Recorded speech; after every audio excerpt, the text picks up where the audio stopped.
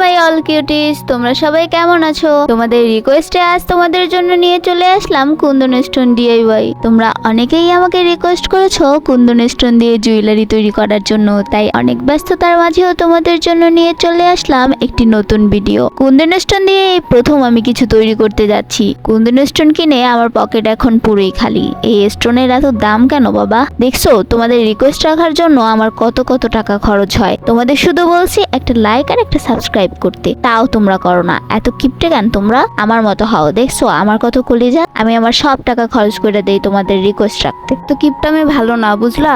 যাও এখনই একটা লাইক করো আর একটা সাবস্ক্রাইব করে দিয়ে আসো। এই প্রথম কুন্দন স্টোন দিয়ে ইয়ারিংস বানাইতেছি, সো খারাপ হয়েছে, দেখতে সুন্দর হয় নাই, এগুলো বলার জন্য আগেই ধন্যবাদ। আচ্ছা, তোমরা কুন্দন স্টোন দিয়ে আর কি কি দেখতে চাও আমাকে কমেন্টে জানাও। কথা বলতে বলতে ইয়ারিংস এর ডিজাইন করা শেষ। এখন এর পিছনে 3টা হেড পিন গ্লু দিয়ে লাগাই দিব।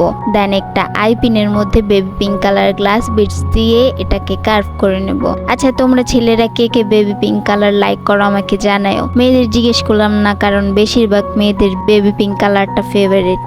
এমন ভাবে 3টা বিটস নিয়ে নেব। দেন এগুলোকে হেড পিনের সাথে অ্যাটাচ করে দেব। দেন এই ইয়ারিংটার টপে B6000 গ্লুটা লাগায় দেন ইয়ারিং টপ বসায় দেব। তাহলেই তৈরি হয়ে যাবে আমাদের ইয়ারিং। এর পিছনে আবার একটা ফেল শিট লাগাই দেব। দেন এখন তৈরি হয়ে গেছে আমাদের earrings. First time Kundan stone দিয়ে ইয়ারিংস বানাইছি, কেমন হয়েছে জানাবা। ভালো লাগলে লাইক কমেন্ট সাবস্ক্রাইব করে পাশে থাকবা।